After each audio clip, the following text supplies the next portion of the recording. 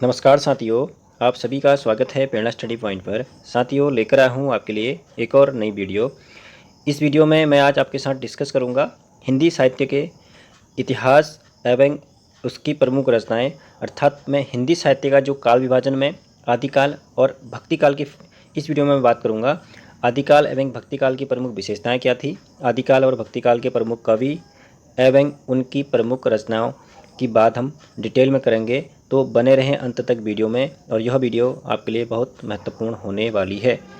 तो शुरू करते हैं वीडियो। एक बुक है जॉर्ज ग्रेसन की, the modern vernacular literature of Hindustan. इस बुक में सर्वप्रथम हिंदी साहित्य का काल विभाजन एवं कालों का नामकरण देखने को मिलता है, और हिंदी साहित्य का यह प्रथम इतिहास ग्रंथ है। क्या नाम है? The modern vernacular literature of Hindustan. और किसने लिखा है, इसके लेखक कौन है? George Grierson. आगे बढ़ते हैं। हिंदी साहित्य के इतिहास को व्यवस्थित रूप देने का जो श्रेय जाता है वो रामचंद्र शुक्ल को जाता है। हिंदी साहित्य के इतिहास को उन्होंने व्यवस्थित रूप में बताया था। आगे बात करते हैं हिंदी साहित्य के काल विभाजन की। तो हिंदी साहित्य का जो काल विभाजन है वो 4 भागों में डिवाइडेड है। पहला आपका है आदिकाल, और इसे जो है वीर गाथा काल भी कहा जाता है। दूसरा है आपका भक्तिकाल, इसे पूर्व मध्यकाल भी कहा जाता है। तीसरा है आपका रीतिकाल, इसे उत्तर मध्यकाल भी कहते हैं। और चौथा और अंतिम काल है आपका आधुनिक काल, इसे गद्यकाल भी कहा जाता है। बात करते हैं आचार्य रामचंद्र शुक्ल के अनुसार काल विभाजन की। तो आचार्य रामचंद्र शुक्ल ने भी हिंदी साहित्य को 4 भागों में डिवाइड किया था। पहला आपका है आदिकाल, इसका टाइम पीरियड इन्होंने दे रखा है 1050 से लेकर के 1375 ईस्वी तक। अगला है भक्तिकाल, इसका जो टाइम पीरियड है वो 1375 से लेकर के 1700 ईस्वी है। अगला है आपका रीतिकाल, इसका जो टाइम पीरियड है वो 1700 से लेकर के 1900 ईस्वी है। और अंतिम है आपका आधुनिक काल, 1900 से लेकर के अब तक का टाइम पीरियड आचार्य रामचंद्र शुक्ल ने दिया है। यह काल विभाजन जो है वो आचार्य रामचंद्र शुक्ल के अनुसार है। अब बात करते हैं आदिकाल की। आदिकाल सर्वप्रथम इसके नामकरण की बात करें तो प्रश्न यहाँ से बनते हैं आदिकाल के नामकरण को लेके। तो विभिन्न विद्वानों ने आदिकाल का इसमें नामकरण किया है। तो सवाल कैसे भी पूछ सकता है कि किस कवि द्वारा आदिकाल को वीरगाथा काल कहा जाता है, या किस कवि द्वारा आदिकाल को आदिकाल कहा है, या किस कवि द्वारा आदिकाल को वीरकाल कहा है। इस प्रकार के प्रश्न देखने को मिलते हैं। तो मैंने विभिन्न विद्वानों के नाम और साथ में उनके आगे से उनके द्वारा आदिकाल को जिस नाम से संबोधित किया गया वो दिया है। देखो, आचार्य हजारी प्रसाद द्विवेदी ने आदिकाल को आदिकाल कहा। आचार्य रामचंद्र शुक्ल ने आदिकाल को वीरगाथा काल कहा है। राहुल साकृत्यायन ने आदिकाल को सिद्ध सामंत काल कहा है। विश्वनाथ प्रताप मिश्र ने आदिकाल को वीरकाल कहा है। महावीर प्रसाद द्विवेदी ने आदिकाल को विजयपन काल कहा है।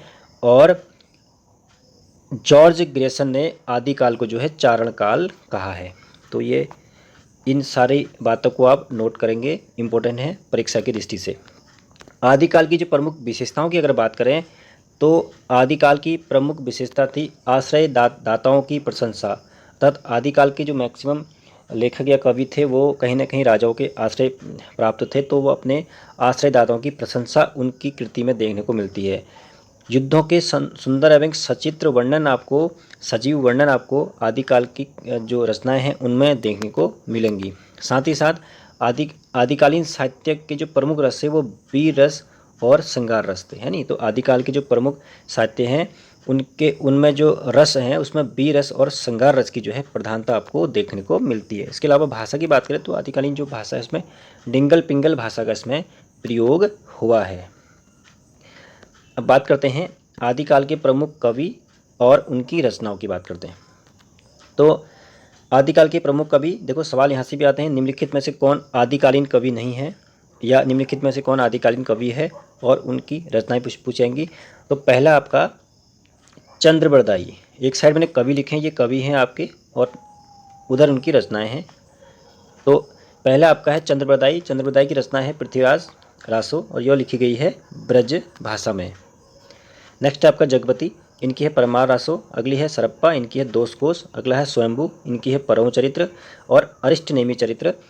उसके बाद है विद्यापति। विद्यापति की जो रचना है वो आपकी है कीर्तिलता और कीर्ति पताका, पदावली और लिखनावली। उसके बाद है केदार भट्ट। केदार भट्ट की जो रचना है वो जयचंद प्रकाश है। इसके अलावा नरसिंह भाट की जो रचना है विजयपाल रासो। इसके अलावा अब्दुल रहमान, इनकी है संदेश रासक। इसके अलावा एक और कवि हैं दलपति मिश्र, इनकी है आपकी खुमाण रासो। और अन्य कवि भी मैंने नोट किए, इनकी रचना नहीं लिखी है, विजय सिंह सूरी, जिनदत्त सूरी, शालीभद्र सूरी, उदोचन सूरी और देवसेन और पुष्पदंत, ये कुछ अन्य कवि हैं आदिकाल के। आदिकाल इसकी जो विशेष बातें हैं, पहली बात तो स्वयंभू को जो है अपभ्रंश का प्रथम कवि माना जाता है। वो अपभ्रंश का हैं वाल्मीकि भी कहा जाता है, ठीक है नहीं। खड़ी बोली हिंदी साहित्य की सर्वप्रथम रचना करने वाले कवि जो हैं वो कौन है आपके, अमीर खुसरो हैं। अगला फैक्ट है हिंदी भाषा का प्रथम महाकाव्य पृथ्वीराज रासो को माना जाता है नहीं। तो ये इसकी रचना किसने करी थी, चंद्रबरदाई ने करी थी और पृथ्वीराज चौहान के जो थे दरबारी कवि थे। अगला फैक्ट है आदिकाल के ग्रंथों को रासो काव्य भी कहा जाता है नहीं। और इनकी जो भाषा थी, रासो काव्य की जो भाषा थी वो कैसी थी आपकी, ब्रज भाषा थी। सरप्पा को हिंदी का प्रथम कवि माना जाता है। सरप्पा को जो है हिंदी का प्रथम कवि माना जाता है और राहु साकर्त्यायन जो है उन्हें मानते थे हिंदी का प्रथम कवि। और इन्हें जो है सिद्धों का भी प्रथम कवि माना जाता है। इन्हें सहजान या ब्रजयान का प्रवर्तक भी माना जाता है। किन्हें, सरप्पा को माना जाता है। इसलिए इनका संबंध जो है सिद्ध साहित्य से है। सिद्धों की संख्या कितनी है भाई, 84, और नाथों की संख्या जो है वो आपकी 9 है। पुरानी हिंदी का सर्वप्रथम नामकरण जो है वो किसने किया था, चंद्रधर गुलेरी ने किया था। और अपभ्रंश को सर्वप्रथम पुरानी हिंदी भी किन्होंने कहा था, चंद्रधर गुलेरी ने कहा था। तो पुरानी हिंदी का सर्वप्रथम नामकरण किसने किया, चंद्रधर गुलेरी ने किया था। और अपभ्रंश को भी सर्वप्रथम पुरानी हिंदी किसने कहा था, चंद्रधर गुलेरी ने ही कहा था। कुछ और ऐतिहासिक ग्रंथ हैं, इम्पोर्टेंट ये ग्रंथ हैं रचना। पहली है आपकी प्रेम सागर, इसके रचनाकार कौन है, लल्लू लाल। और इन्हें जो है लल्लू लाल को हिंदी का प्रथम गद्यकार भी कहा जाता है। अगली जो रचना है वो रानी केतकी की कहानी है और इसके लेखक हैं आपके ईसा अल्लाह खां। अगली है आपका सुख सागर, और सुख सागर के जो रचयिता हैं सदा सुख लाल हैं, है नहीं। उसके बाद नचिकेतो पाख्यान, इसके जो लेखक हैं आपके सदल मिश्र हैं। उसके बाद भाषा योग वशिष्ठ, और इसके लेखक कौन है, राम प्रसाद चिरंजीवी। तो ये कुछ इम्पोर्टेंट बुकें हैं, इनके राइटर हैं, पेपर में पूछे जाते हैं, इनको भी आप लोग नोट करेंगे। अब बात करते हैं भक्तिकाल की। तो भक्तिकाल देखो, भक्तिकाल का जो टाइम पीरियड है वो आपका 1375 से लेकर के 1700 तक ईस्वी तक का है। इसको भी 2 भागों में डिवाइड किया है भक्तिकाल को। पहला आपका है निर्गुण काव्य धारा, दूसरा आपका है सगुण काव्य धारा। निर्गुण काव्य धारा को भी 2 भागों में डिवाइड किया है। ज्ञानाश्रयी प्रेम धारा, इससे जो शाखा, इससे जो है संत काव्य भी कहा जाता है। उसके बाद है प्रेमाश्रयी शाखा, इससे सूफी काव्य भी कहा जाता है। और सगुण काव्य धारा की अगर बात करेंगे, इसे भी 2 भागों में डिवाइड किया है, रामाश्रयी शाखा और जो है कृष्णाश्रयी शाखा। एक एक करके बात करेंगे इनकी। देखो, भक्ति शब्द का सर्वप्रथम उल्लेख जो होता है वो श्वेताश्वर उपनिषद में मिलता है। हिंदी साहित्य का स्वर्ण युग कहा जाता है भक्ति काल को। ये प्रश्न पिछली परीक्षा में पूछे भी गए हैं। हिंदी साहित्य का जो स्वर्ण युग है वो किसे कहा जाता है, आपका भक्ति काल को कहा जाता है। और किसने कहा था, ग्रियर्सन ने कहा था। ये फैक्ट भी आप लोग याद करेंगे। आगे बढ़ते हैं। आचार्य रामचंद्र शुक्ल ने पूर्व मध्यकाल को भक्ति काल का, मैंने अभी आपको बताया भी था। तो पूर्व मध्यकाल को भक्ति काल किसने कहा, आचार्य रामचंद्र शुक्ल ने कहा। डॉक्टर नगेंद्र ने जो है भक्ति काल को पूर्व मध्यकाल का है। ये सारे के सारे फैक्ट आप लोग याद भी करेंगे और साथ ही साथ इसको जो है नोटबुक में नोट भी करेंगे। निर्गुण काव्यधारा की विशेषता होती है ईश्वर के निराकार रूप की उपासना पर ये बल देते थे। इनकी जो रचनाएं हैं उनमें मिलता है। साथ ही साथ जाति प्रथा का इन्होंने विरोध किया था एवं हिंदू मुस्लिम एकता पर इन्होंने विशेष जो है बल दिया था। ये प्रमुख विशेषता है निर्गुण काव्यधारा की। अब इसकी शाखाओं की अगर बात करें तो 2, मैंने कहा था निर्गुण जो काव्यधारा है वो जो है 2 शाखाओं में डिवाइडेड है, एक ज्ञानाश्रयी और एक प्रेमाश्रयी। तो ज्ञानाश्रयी और प्रेमाश्रयी 2 भागों में डिवाइडेड है। ज्ञानाश्रयी शाखा की पहले बात करते हैं। तो ज्ञानाश्रयी शाखा, इस शाखा के प्रमुख जो कवि माने जाते हैं वो माने जाते हैं आपके कबीर दास। इस शाखा के प्रमुख कवि जो हैं वो माने जाते हैं आपके कबीरदास। इसके अलावा इसके अगर नामकरण की अगर बात करें तो डॉक्टर राम कुमार वर्मा ने इससे संत काव्य कहा है नहीं। तो जैसे मैंने कहा नहीं, ज्ञानाश्री जो शाखा है उसे संत काव्य भी कहा जाता है, तो ये किन्होंने कहा था? डॉक्टर राम कुमार वर्मा ने कहा था। इसके अलावा रामचंद्र शुक्ल ने इसको निर्गुण ज्ञानाश्री शाखा बोला है। साथ ही साथ हजारी प्रसाद द्विवेदी ने इसे निर्गुण भक्ति साहित्य कहा है। इस प्रकार से इसका नामकरण कुछ विद्वानों ने किया है। अब ज्ञानाश्री शाखा के प्रमुख कवि एवं उनकी रचनाएं हैं। एक नज़र आप जरूर कवियों को देखना कि कौन कौन से कवि ज्ञानाश्री शाखा के हैं, साथ ही साथ उनकी रचनाएं। देखो कबीर हैं, कबीर की रचनाएं बीजक, साकी सबद रमेनी जो है इनका संग्रह है बीजक। साथ ही साथ रैदास की जो है कृति है आपकी वाणी। नानक देव, देखो नानक देव ने जो है इनके जो ग्रंथों का संकलन है वो आपका गुरु ग्रंथ साहिब में मिलता है, और इसका संकलन किया था गुरु अर्जुन देव ने। अगले हैं दादू दयाल, इनकी जो रचना है वो अंगबधू और हृदयवाणी। उसके बाद आपके मूलक राज की जो है रचनाएं हैं रत्नखान, ज्ञानबोध और सुख सागर। उसके बाद है सुंदरदास की जो रचना है सुंदर विलास, ये ब्रजभाषा में है। ज्ञान समुद्र, ये भी ब्रजभाषा में है। तो ज्ञानश्री शाखा के प्रमुख कवि, साथ ही साथ उनकी जो है रचनाएं हैं। आगे बढ़ते हैं, प्रेमाश्री शाखा की बात करते हैं। प्रेमाश्री शाखा को जो है सूफी काव्य भी कहा जाता है, और इसके जो प्रमुख कवि हैं वो आपके हैं मलिक मोहम्मद जायसी। इस शाखा को प्रेम मार्गी माना जाता है, क्योंकि प्रेम से ईश्वर की प्राप्ति होती है, ऐसी मान्यता है इस शाखा की। प्रेम द्वारा जो है ईश्वर की प्राप्ति होती है, ऐसा इस शाखा का मानना होता है, इसीलिए इसे जो है प्रेमाश्रयी शाखा कहा जाता है। इसके प्रमुख कवियों की अगर हम बात करें तो मलिक मोहम्मद जायसी इसके प्रमुख कवि हैं। साथ ही साथ इनकी एक बुक है पद्मावत, जो लिखी गई है अवधी भाषा में, यानी। उसके बाद अगली है इनकी आखिरी कलाम चित्रलेखा। मैं कुछ इंपॉर्टेंट बुकों को इसमें लिया है। उसके बाद है अगले जो कवि हैं वो आपके हैं असायत, इनकी बुक है हंसावली। इसके अलावा नंददास, इनकी है रूपमंजरी ब्रजभाषा में। इसके अलावा मुल्ला दाऊद, इनकी है चंद्रायन, अवधी भाषा में लिखी गई है। कुतुबन, ये है मृगावती, ये भी अवधी में लिखी गई है। इसके बाद ईश्वरदास, इनकी है सत्यवती कथा, ये भी अवधी में लिखी गई है। मंझन, इनकी है मधुमालती, अवधी भाषा में। उस्मान, चित्रावती, अवधी भाषा में। नूर मोहम्मद, इंद्रावती, अवधी भाषा में। तो आप एक चीज़ इसमें समझ सकते हैं, जो प्रेमाश्रयी शाखा के प्रमुख जो रचनाएं हैं वो मैक्सिमम जो है अवधी भाषा में लिखी गई हैं। आगे बात करते हैं, मुल्ला दाऊद को हिंदी का प्रथम सूफी कवि माना जाता है। ये वाला फैक्ट भी आप लोग नोट करेंगे, मुल्ला दाऊद को हिंदी का प्रथम सूफी कवि माना जाता है। अब बात करते हैं हम सगुण काव्य धारा की। सगुण काव्य धारा, इसको दो भागों में डिवाइड किया है। पहला आपका है रामाश्रयी शाखा, दूसरा आपका कृष्णाश्रयी शाखा। इस शाखा के अंतर्गत ईश्वर की मूर्ति रूप की उपासना की बात कही गई है नहीं। अब बात करते हैं हम रामाश्रयी शाखा की। तो इस शाखा में कवि मर्यादा पुरुषोत्तम राम को अपना आराध्य मानकर उसकी अपनी रचनाएं लिखते थे, ठीक है नहीं। इस धारा के जो प्रतिनिधि कवि हैं वो आपके कौन हैं? तुलसीदास हैं। रामाश्रयी बात करते हैं प्रमुख कवि एवं उनकी रचनाओं की रामाश्रयी शाखा की। तो पहला है तुलसीदास। तुलसीदास की जो रचनाएं हैं वो आपके रामचरित, सारी की सारी इंपॉर्टेंट बुकें हैं। देखो विनय पत्रिका, कवितावली, दोहावली, गीतावली, कृष्ण गीतावली, बरवे रामायण, जानकी मंगल, वैराग्य संदीपनी और अग्नि परीक्षा, ये कुछ इंपॉर्टेंट बुकें हैं। बात करते हैं रामचरितमानस की। तो रामचरितमानस से भी इसमें सवाल बन जाते हैं। रामचरितमानस, इसकी जो भाषा है देखो लिखी गई है तुलसीदास द्वारा। भाषा है इसकी अवधी भाषा में लिखी गई है रामचरितमानस, और बाकी कुछ ग्रंथ इनकी ब्रज भाषा में लिखे गए हैं तुलसीदास की। तो रामचरितमानस जो है वो आपकी अवधी भाषा में लिखी गई है। कितने कांडों में डिवाइड है? 7 कांडों में डिवाइडेड है। इन कांडों का जो सही क्रम है वो यहाँ पर मैंने लिखा है। देखो बाल कांड सबसे पहले, उसके बाद अयोध्या कांड, उसके बाद अरण्य कांड, किष्किंधा कांड, सुंदर कांड, लंका कांड और उत्तर कांड, इसे लवकुश कांड भी कहा जाता है। तो ये जो है उन कांडों का सही क्रम है। कभी कभी आ जाता है कि रामचरितमानस में वर्णित कांडों को सही क्रम में लगाइए। सबसे बड़ा जो कांड है वो आपका बाल कांड है, और सबसे जो छोटा कांड है वो आपका किष्किंधा कांड है। ये वाले फैक्ट भी आप लोग याद करेंगे।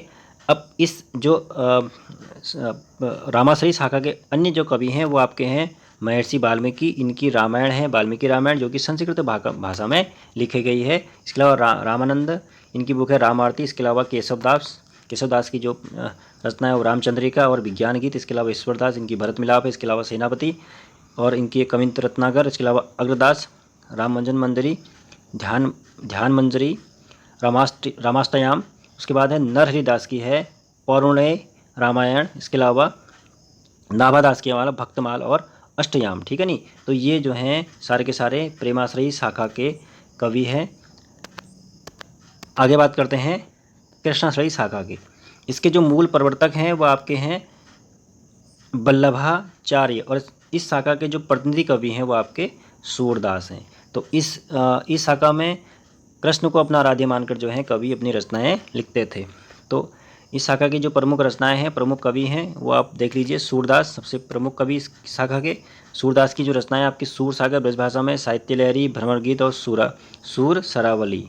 इसके अलावा रसखान की जो रचना है आपकी वो है प्रेम वाटिका। इसके अलावा नरोत्तम दास, इनके सुदामा चरित्र। इसके अलावा श्री भट्ट, इनके युगल शतक। इसके अलावा वल्लभाचार्य तत्वदीप निबंध। इसके अलावा कुंभन दास, वो आपकी फुटकल पद। इसके अलावा नंददास की रूपमंजरी, विरह मंजरी, सुदामा चरित्र, भंवर गीत, रुक्मणी मंगल, मान मंजरी और रास पंचाध्यायी। इसके अलावा मीराबाई की जो रचना है आपका गीत गोविंद टीका, राग गोविंद, राग सोरठा और रुक्मणी मंगल, ये प्रमुख इनकी रचनाएं हैं और कवि हैं। अब बात करते हैं भक्ति काल के प्रमुख संप्रदाय। यहाँ से प्रश्न आते हैं भक्ति काल के प्रमुख संप्रदाय, प्रमुख दर्शन और प्रमुख वाद, है नहीं। तो मैंने पिछली वीडियो में भी जब आपको पेपर डिस्कस किया था उसमें भी बताया था, यहाँ भी आप समझ लीजिए। अद्वैतवाद के जो प्रवर्तक हैं वो शंकराचार्य हैं। विशिष्टाद्वैतवाद के रामानुजाचार्य हैं। द्वैतवाद के माधवाचार्य, द्वैताद्वैतवाद के निम्बार्काचार्य और शुद्धाद्वैतवाद के जो हैं वल्लभाचार्य हैं। बात करते हैं देखो षट दर्शन की। तो न्याय दर्शन के जो प्रवर्तक हैं ऋषि गौतम है। सांख्य दर्शन के कपिल, योग दर्शन के पतंजलि। उसके बाद मीमांसा दर्शन के आपके जैमिनी है। वैशेषिक दर्शन के आपके कणाद है। ठीक है नहीं। बात करते हैं रीति संप्रदाय की। तो रीति संप्रदाय के जो प्रवर्तक हैं आपके वामन हैं, और श्री संप्रदाय के जो प्रवर्तक हैं आपके रामानुजाचार्य हैं। रुद्र संप्रदाय के जो प्रवर्तक हैं विष्णु स्वामी है। उदासी संप्रदाय के जो प्रवर्तक हैं वो श्रीचंद है, और राधा वल्लभ संप्रदाय के जो प्रवर्तक हैं आपके हित हरिवंश हैं। ये सारे के सारे जितने भी संप्रदाय इनके प्रवर्तक, जितने भी दर्शन के प्रवर्तक, साथ ही साथ जो है जितने भी जो वाद हैं उनके जो प्रवर्तक हैं वो सारे के सारे एक दो बार आप जरूर देखेंगे, याद हो भी जाएंगे। हो सकता है कई लोगों को ये याद भी हो, ये परीक्षा में बार बार पूछे भी जाते हैं। अब बात करते हैं भक्तिकालीन प्रमुख जो पंक्तियां हैं जो कोटेशन पेपर में पूछी भी गई थी पिछली बार, कुछ मैंने इसमें ली हैं। तो देखो 2.5 अक्षर प्रेम के पढ़े सो पंडित होई, ये जो पंक्ति है वो कबीरदास की है। दुर्बल को न सताइए जाकी मोटी हाय, ये भी कबीरदास की है। काहेरी नलिनी तू कुमलानी, तेरे ही नाली सरोवर पानी, ये भी कबीरदास की है। आपुहूँ देवा आपू ही पाती, आपू ही कुल आपू ही हाथी जाति, यह भी जो है कबीरदास की पंक्ति है। मैं कहता हूँ आँखिन देखी, तू कहता है कागत नी लेकी, यह भी जो है पंक्ति कबीरदास की ही है। इसके अलावा दिन भर रोजा रहत है, रात हनत है गाय, यह तो खून व बंदगी, कैसे सुखी सुदाय, यह भी लाइन जो है कबीरदास की है। तुम जिन जातो गीत है, यह निज ब्रह्म विचार, यह भी लाइन जो है कबीरदास की है। उसके अलावा प्रभु जी तुम चंदन पानी, जाकी अंग वास न पानी, यह जो है रैदास की है। अपना मस्तक कटी के वीर हुआ कबीर, यह ददुदयाल की है। चरण कमल बंदो हरिराई, यह जो है लाइन सूरदास की है। परहित सरिस धर्म नहीं भाई, पर पीड़ा सम नाही अधमाई, यह तुलसीदास की है। जाकी रही भावना जैसी, प्रभु मूरत देखी तिन जैसी, यह किसकी है? तुलसीदास की है। इसके अलावा दशरथ सुत तीहूँ लोक बखाना, राम नाम का मरम है आना, यह भी किसकी है? तुलसीदास की है। तो इस प्रकार की कुछ लाइनें मैंने प्रमुख लाइनें भी ली हैं।